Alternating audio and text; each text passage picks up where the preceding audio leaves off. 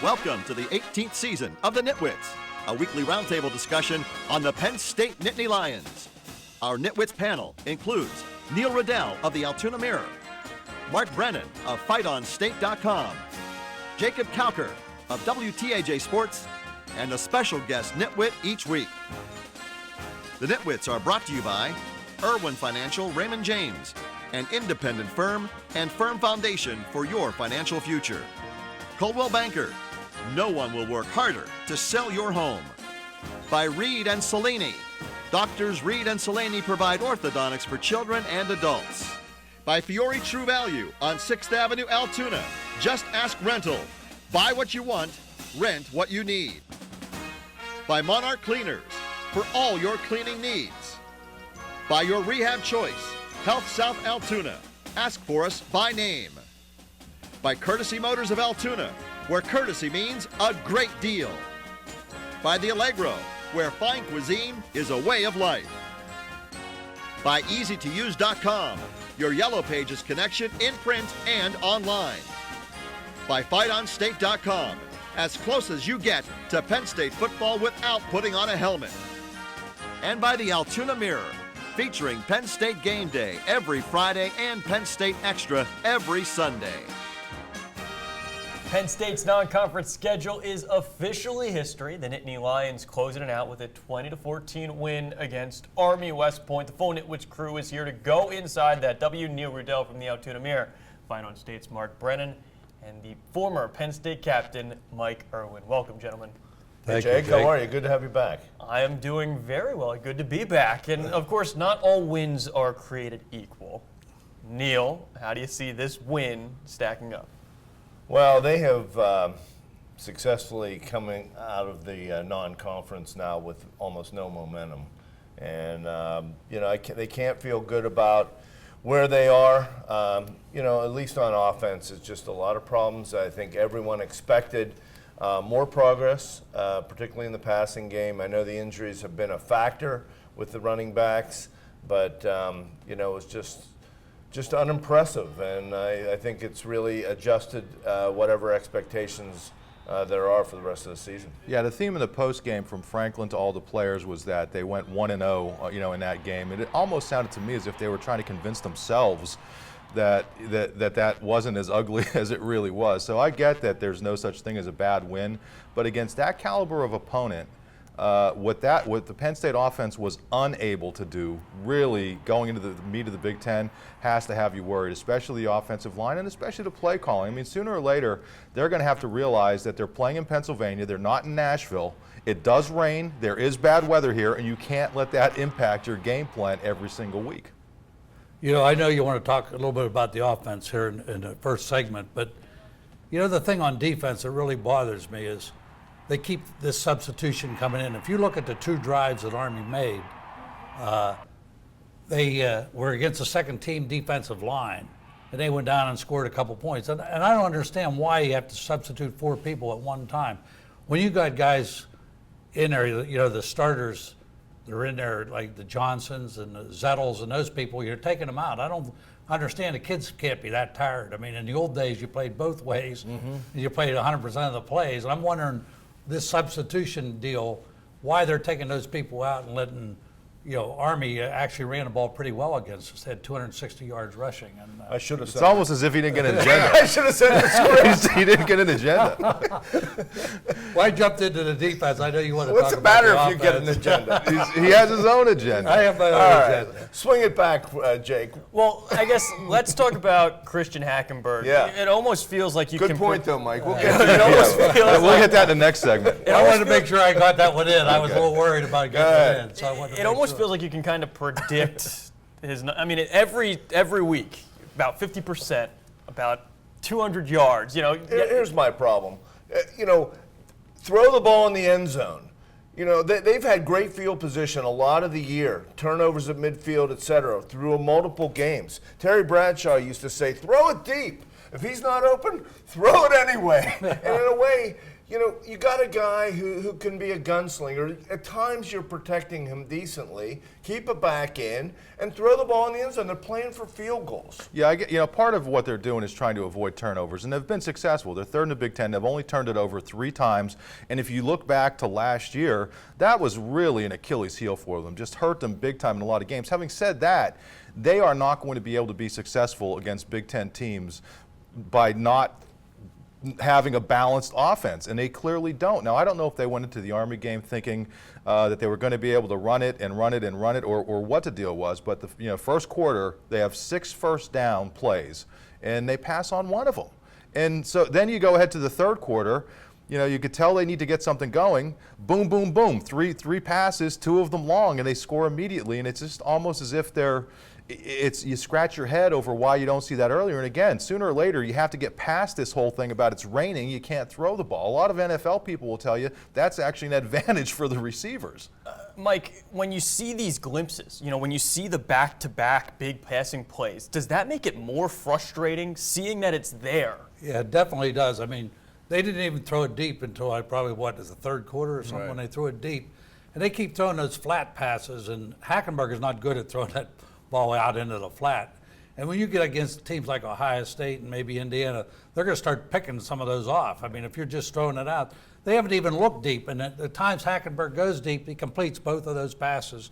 One to Gesicki for the touchdown, and the other one, Godwin makes a nice catch. But why they're not doing that all the time and mixing it up? I mean, those flat passes, we've seen enough of those, and the running game has been poor, if anything, I think, lately, maybe because of injuries. Well, I mean, just think about how fortunate they were to even win, the way they played the game. You talk about Hackenberger in the flat. The one kid from Army almost had a pick 6 because it was predictable.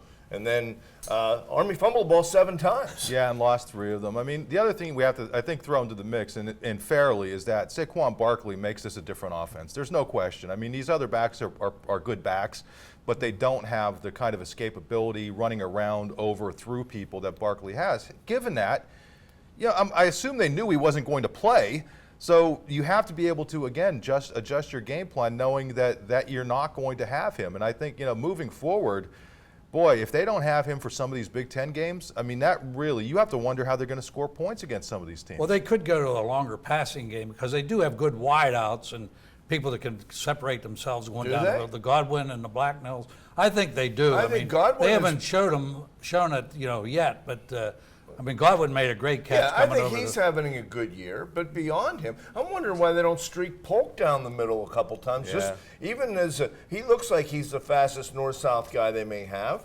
Yeah, and Blacknall really only did it in 1 game. So Godwin's the one guy who's been consistent. Deshaun Hamilton's kind of disappeared, which is kind of a head scratcher. I know he's not the fastest guy. And where's Geno Lewis? Yeah, a lot of questions still to be answered on this offense as they get back into Big Ten play. Still to come on the Nitwits, we tackle the big plays allowed by the Penn State defense. Maybe Mike has something to say about that. Is it Army's unique offense? Is it the injury issues? Is it something bigger than that? That and more when we return.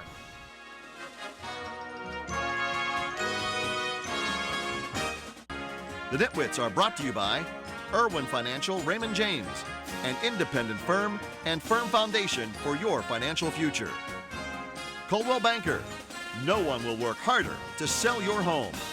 By Doctors Reed and Solani, orthodontics for children and adults. By Fiore True Value on 6th Avenue, Altoona. Just ask rental. Buy what you want, rent what you need. Hi, I'm Rob Cooper, head baseball coach at Penn State University, and you're watching the Nitwits. Penn State baseball, Cuba bound. The rest of us, See a potential guest nitwit. Well, he followed the script. who knows? Well, we've got the It's hard to script follow the script if you don't get one. Jake. for the second segment here. We're going to talk about defense. We heard from James Franklin going into this game. Penn State had to limit the big plays that Army made. Well, they did not. The Black Knights gashed them. 2 plays beyond 30 yards or more, a bunch more of 15 yards, 20 yards. What the heck was going on out there?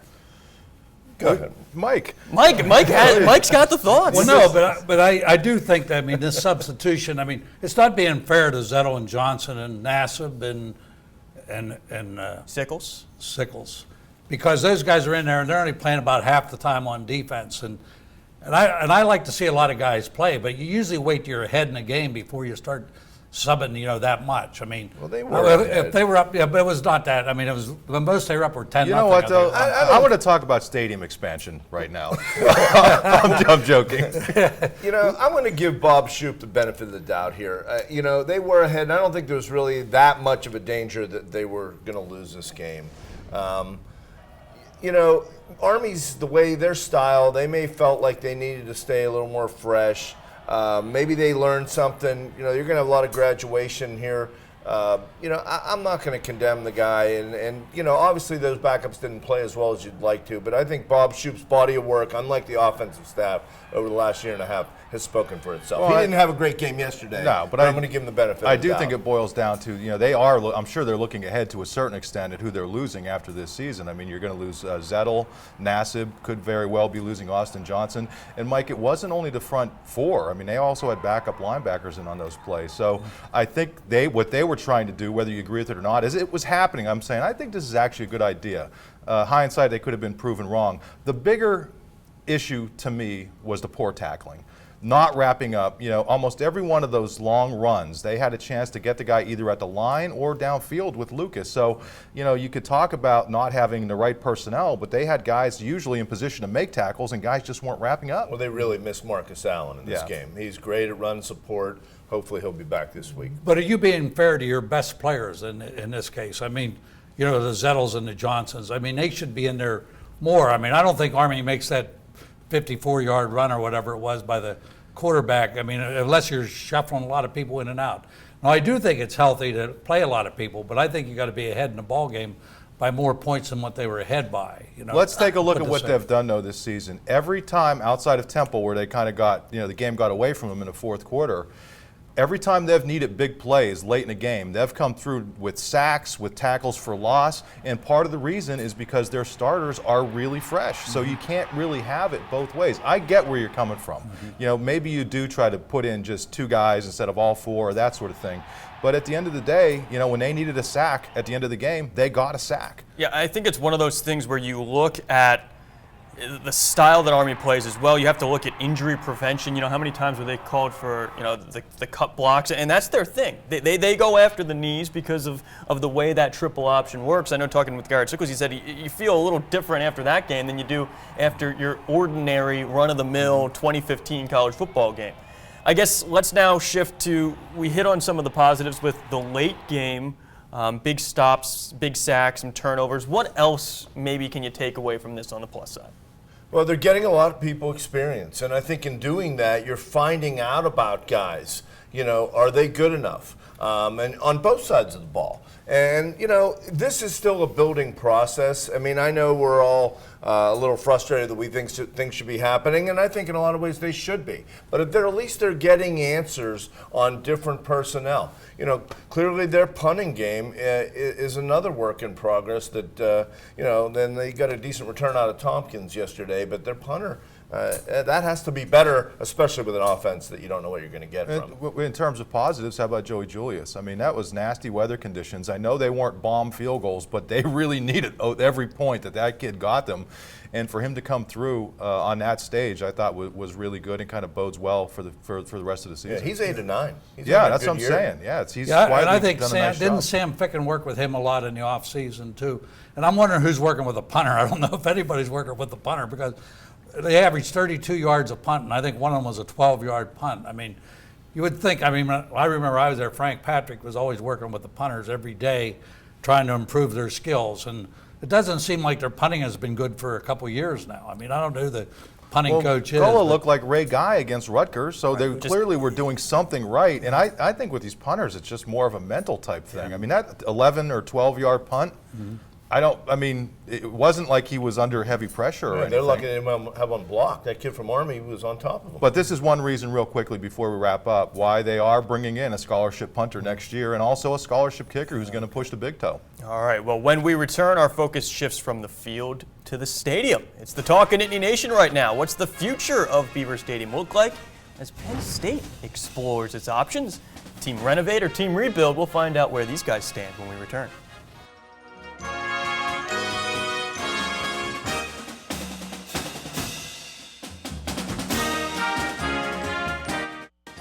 The Nitwits are brought to you by Monarch Cleaners for all your cleaning needs. By your rehab choice, Health South Altoona. Ask for us by name. By Courtesy Motors of Altoona, where courtesy means a great deal. By the Allegro, where fine cuisine is a way of life. Now back to the Nitwits. A roundtable discussion of Penn State football. There it is, Beaver Stadium. Rebuild or renovate, those seem to be the options for the home of Penn State football as the Nittany Lion Athletic Department looks at a facilities master plan. Why wait for the research? What do you have to say on this? I don't see any way they could rebuild it. I mean, that would mean tearing it down, and you would miss how many seasons by the time you had to rebuild a thing. I just don't know that that's feasible unless you're going to put it somewhere else, and then you look around that whole complex there, where would you put it? I don't quite follow that. I wonder if that's not something they're putting out there is it's kind of, yeah, well, this is what it would cost to rebuild the whole thing. My guess is they end up refurbishing it in stages where you can do this at one point, this at another point, this at another point. But, you know, the great point that I thought Sandy Barber made that has been kind of overlooked, the athletic director, is that you have a 107,000 seat facility that you basically can only use 7 times per year for football games. And that just, you can't do that anymore. You have to retrofit that thing, make it so you can hold concerts and do other things there and make more money for the athletic department for the university. Mike, you've been a long-time season ticket holder after your playing days. What about you? Yeah, I mean, I really haven't thought that much about it, but I know I've heard a lot of complaints of people because they've narrowed the seats and to squeeze 107,000 in there. I mean, a lot of longtime fans don't want to go down there and be squeezed to death. I mean, so they lose ticket sales. So I think they ought to broaden the size of the seats anyway. But, you know, when you think about other stadiums out there, I don't know anybody that's built a new stadium in the last 10 years or 15 years. I mean, Beaver Stadium, when I was there in the late 60s, there was about a 45,000 seat facility. And you could probably, I think if you were going to do a rebuild, you'd probably put it close to where it is now and then just use that facility until the other one is finished and tear down that facility. But I don't know getting into that kind of a cost. I mean, we put a lot of money into that stadium so far. So. I think the idea of gathering the public input is good. Absolutely. And new ideas, and I think they're going to get a whole list of suggestions from a lot of people. I would slow down because so many people are linked to the past and love the tradition, and a lot of the tradition has changed or been taken away. You know, these last few years, and I think people are still getting used to that. We still don't know what's the outcome of the cloud that's hung over for too long. And the other thing is, I don't know that, I mean, the next generation of loyalty is going to be as it was with our forefathers, you know what I mean, the previous generations. The attention span is much shorter. Everybody has a pretty big TV, and it's just different. I think that I'd be very, very careful before they launched anything. But that's why you have to do it. I mean, you have to make it more modernized so it's more of a, people are more comfortable coming to the games and kind of enjoying themselves, as Mike said, as opposed to sitting and being squeezed into smaller seats and that sort of thing. Again, I can't see it being feasible to tear the thing down. You would be missing, you know, how much revenue for a season or two. And it's not like you could go play these games somewhere else. But you know, you could update this thing over a course of years. You make a great point, though, Neil. I mean, listen, this is something where they're getting ahead of the game for once, and I think it's very smart. No matter what we say here, they're going to collect input and look at this thing long term. Well, you know, if you think they're going to improve some of the facilities, and if you look at Notre Dame, they've done that, upgraded their facilities, and I think that would be the first thing to do. They've put so much money into that stadium so far. Just upgrade some of the restrooms and things like that, I think would be a plus. I think a lot of the complaints come from that, and maybe widen the seats a little bit and cut the attendance down. But I don't know if you could still use it for other events. I mean, they need to create demand, and they don't have it now. Right. I mean, because they have not been even near a consistent sellout for almost 10 years. I guess in one word, if you had to pick one update, what would it be? Press box. Sorry. Speaking for the fans, even though I don't use these that often, because I use the one that's available in the press box, is the bathrooms. I would say the size of the seats, although my seat's perfect. I'd pay a little more to get that perfect seat, but I've heard a lot of people complain about their seats and not having enough room where they are. Press box, one word. I'm going to go winterization because I want to see a winter hockey game there. So, and that's something there you have to do the infrastructure to make that happen. You can't do it right now as the stadium exists. All right. Well, now that we've got that out of the way, there's one last thing for us to talk about here on the Nitwits. One final piece of business. We are taking predictions as Penn State resumes Big Ten play against the Indiana Hoosiers. Our scores, perhaps point spreads for entertainment purposes only, when we return. The Nitwits are brought to you by EasyToUse.com, your Yellow Pages connection in print and online. By FightOnState.com, as close as you get to Penn State football without putting on a helmet. And by the Altoona Mirror, featuring Penn State game day every Friday.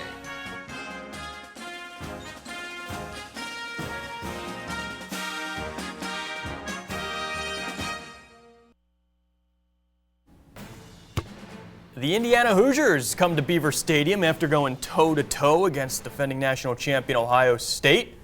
How do you see this one playing out as Penn State returns to Big Ten play? Well, Indiana has really narrowed the gap in this series. I see Penn State getting some of their injured players back, and I think that's going to make a difference. I think they've been noticeably absent, Barkley, Allen, Bell, and some of these guys. So I'm going to go out on a limb. Whoever thought that being out on a limb picking Penn State over Indiana was a risk. But I'm going to say Penn State 16, and ode to, Coach Field Goal, and Indiana 14. Ooh. Mike? Well, first of all, my wife's picking Indiana, so she said that you're crazy if you pick Penn State, But anyway, I think it's going to be Penn State's defense versus Indiana's offense. And Indiana is one of the top teams in the country, and our overall record against Indiana is like 17-1. So I continue the winning streak over Indiana. I'm going to say Penn State 30, Indiana 27.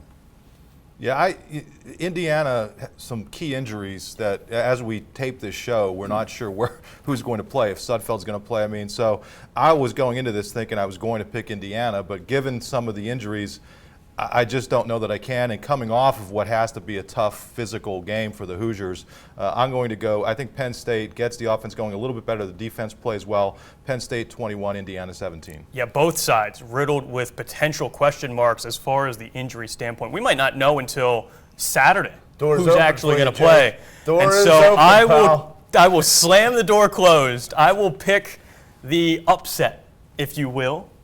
14 for Indiana, 13 for Penn State. Wow. 1 point Hoosier win. Well played. All right, that'll wrap it up on this week of the Nitwits. We will see you after the Nittany Lions and the Hoosiers complete their game action next week. No standings. The Nitwits are brought to you by Irwin Financial Raymond James, an independent firm and firm foundation for your financial future. Coldwell Banker, no one will work harder to sell your home. By Reed and Salaney. Doctors Reed and Salaney provide orthodontics for children and adults. By Fiore True Value on 6th Avenue, Altoona. Just ask rental. Buy what you want, rent what you need. By Monarch Cleaners for all your cleaning needs. By Your Rehab Choice, Health South Altoona. Ask for us by name. By Courtesy Motors of Altoona, where courtesy means a great deal. By The Allegro, where fine cuisine is a way of life. By EasyToUse.com, your Yellow Pages connection in print and online. By FightOnState.com, as close as you get to Penn State football without putting on a helmet. And by the Altoona Mirror, featuring Penn State game day every Friday and Penn State Extra every Sunday. You can also see the Nitwits on AltoonaMirror.com. Thanks for watching, and we'll see you all next week.